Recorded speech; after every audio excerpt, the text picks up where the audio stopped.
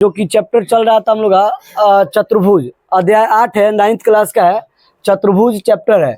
इसमें हम लोग एक प्रमेय कर रहे थे 8.2। प्रमेय कौन सा था? 8.2, जो कि बहुत ही प्यारा सा प्रमेय है। और देखिए कह रहा है क्या, एक समांतर चतुर्भुज में सम्मुख भुजाएं क्या होती है? बराबर होती है।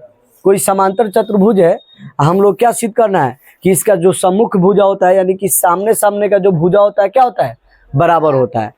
तो यही हम लोग को सिद्ध करके बता देना। ये प्रमेय कौन सा है? तो प्रमेय 8.2 है। अब देखिए बहुत ही सिंपल क्वेश्चन है, इसको आसानी से हम लोग कर सकते हैं। आप लोग देखिए बोर्ड पे ध्यान दीजिए, ठीक है। देखिए एक समांतर चतुर्भुज, तो समांतर चतुर्भुज में क्या होता है? आमने सामने का भुजा क्या होता है?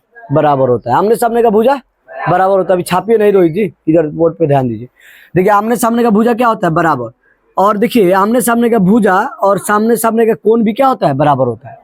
अब कह रहा है कि एक समांतर चतुर्भुज में सम्मुख भुजा बराबर होती है, तो सिद्ध करने से पहले हम लोग क्या करेंगे? लिखते हैं हल। क्या लिखते हैं जी? हल। और फिर लिखते हैं दिया है। क्या लिखते हैं? दिया है। कोई भी सवाल करने से पहले लिख दिया जाता है हल, फिर लिखते हैं दिया है। उसके बाद लिखेंगे कि ABCD क्या है? तो एक चतुर्भुज है, समांतर चतुर्भुज है। लिखेंगे ABCD एक कैसा चतुर्भुज है जी? समांतर चतुर्भुज है। कैसा? समांतर चतुर्भुज है। बोर्ड पे ध्यान दीजिएगा सब आदमी। अब ABCD एक समांतर चतुर्भुज ही तो हो गया पहला काम। उसके बाद देखिएगा इसमें लिखेंगे, और ये जब समांतर चतुर्भुज है तो इसका सामने सामने का भुजा क्या होगा? समांतर होगा। सामने सामने का भुजा समांतर होगा ना जी। तो AB समानांतर CD लिखेंगे। AB जो होगा जी समानांतर होगा किसके? CD के। बात बुझा है ना? समांतर चतुर्भुज है तो आमने सामने का भुजा क्या होता है? समानांतर होता है। तो AB समानांतर हो गया CD, वैसा ही क्या हो जाएगा? जो AD समानांतर हो जाएगा। चाहे BC समानांतर AD भी लिख सकते हैं, चाहे AD समानांतर BC भी लिख सकते हैं, क्योंकि दोनों आपस में क्या है? समांतर है। तो लिख सकते हैं BC समानांतर AD। BC क्या है? समानांतर है किसके? BC समानांतर है AD के। अभी काम कर लिए। इसमें देखिए तो AC विकर्ण है कि नहीं है? AC विकर्ण। विकर्ण क्या होता है? किसी चतुर्भुज के शीर्ष को शीर्ष से मिलाने वाली रेखाखंड को क्या कहते हैं? विकर्ण कहते हैं। तो यहाँ पे लिख देंगे AC क्या है? विकर्ण है। AC विकर्ण है। कोई समस्या तो बोलिए। कोनो तकलीफ? हाँ तो तारा तकलीफ होगी, हम जानते हैं इस सवाल में। देखिए है ना, ध्यान दीजिए। अब देखो हमें करेंगे क्या भाव, उसके बाद जब दिया है लिख लिए तो सिद्ध करना है। क्या लिखेंगे? सिद्ध करना है। सिद्ध करना है। अब बोर्ड पे है ना, ध्यान दीजिए। बहुत ठिठियारा मारेंगे ना, मुंह एकेबारे लाल हो जाएगा, समझिए। वीडियो बना रहे थे इसका मतलब नहीं कि ध्यान नहीं। क्या हो अभी तो वीडियो बना तो क्या हो रहा है? अब ठिठियारा इधर देखिए। देखिए सिद्ध करना है। क्या सिद्ध करना है बताइए? एक समांतर चतुर्भुज में सम्मुख भुजाएं बराबर होती है, तो सामने सामने क्या है? बतिया सुजी, इधर ध्यान दीजिए ना। बेहुदा आदमी आप लोग। ये भी समानांतर क्या है? CD। मैंने वीडियो बना तो नहीं बोलेंगे, क्लास में नहीं डांटेंगे। हद कर दिया आप लोग। AB बराबर है क्या है? CD। लिखेंगे AB बराबर क्या है? AB बराबर है CD। अब फिर क्या सिद्ध करना है जी? AB और CD बराबर है। अब फिर क्या है? AD और BC क्या है? बराबर है। AD बराबर BC। अरे सम्मुख भुजा यही ना है जी। AB के सामने वाला भुजा कौन है? CD। AD के सामने वाला भुजा कौन है? BC। तो इसको ही सिद्ध करना है, बराबर दिखाना है, क्योंकि AB और BC सम्मुख भुजा है। AD और BC भी क्या है? सम्मुख भुजा है। सामने सम्मुख मतलब होता है सामने की भुजाएं, ठीक है। अब देखिए यहाँ पे ये दोनों को सिद्ध करना है। तो बताइए सबसे पहले हम लोग सवाल में क्या करेंगे? ये दोनों त्रिभुज को सर्वांगसम दिखाएंगे। क्या करेंगे? दोनों त्रिभुज को सर्वांगसम दिखाएंगे। और जब ये सर्वांगसम हो जाएगा तो हम लोग बाई CP/CT से क्या कर देंगे? बाई CP/CT से भुजा को आसानी से बराबर कर लेंगे कि नहीं? क्योंकि हम लोग पढ़ रहे थे त्रिभुज चैप्टर में, जब पढ़ रहे थे तो हम लोग ये चीज जानते हैं अच्छे तरह से कि जब त्रिभुज सर्वांगसम हो जाता है तो बाई CP/CT से उसका सभी संगत और कोण और संगत भुजा आपस में क्या होता है? बराबर होता है। तो पहला हम लोग क्या करेंगे? ये दोनों त्रिभुज को क्या दिखाएंगे? सर्वांगसम दिखाएंगे, ठीक है। तो लिखेंगे त्रिभुज ABC। लिखेंगे पहले प्रमाण। क्या लिखेंगे? प्रमाण। फिर इसको इंग्लिश में बोलते हैं हम लोग प्रूफ, ठीक है।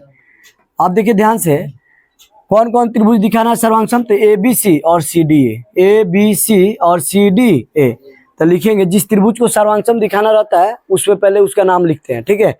लिखेंगे ABC त्रिभुज ABC और त्रिभुज CDA में, और त्रिभुज CDA में। तो इस त्रिभुज में जा रहा है ना जी, क्योंकि इसी त्रिभुज को सर्वांगसम दिखाना है। अब देखिए सर्वांगसम दिखाना तो हम लोग के पास कितना नियम है सर्वांगसम दिखाने का? 5।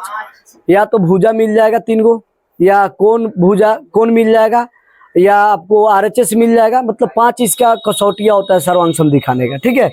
अब देखिए यहाँ पे समझने का प्रयास करिए। अब हम लोग को एक चीज तो दिख रहा है, ध्यान दीजिए। जब AB और CD क्या है, समानांतर है, ध्यान दीजिएगा। AB और CD क्या है, समानांतर है। तो हम लोग रेखा और कोण में एक कंसेप्ट पढ़े होंगे कि जब कोई रेखाएं समानांतर होती है और उसको एक तिर्यक रेखा काटती है तो यहाँ पे एकांतर अंतः कोण बनती है। कौन सा कोण बनती है, एकांतर अंतः कोण बनती है। तो ई वाला कोण इसके बराबर होता है और ई वाला कोण किसके बराबर होता है, इसके बराबर होता है, ठीक है। तो यहाँ पे एकांतर अंतः कोण बनती है।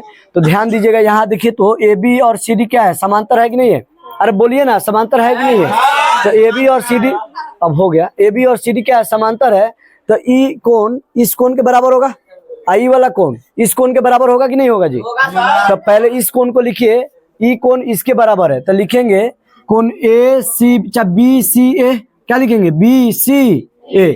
अब बीच में क्या होता है, जहाँ पे कोण बनता है उसको कहाँ रखते हैं, बीच में।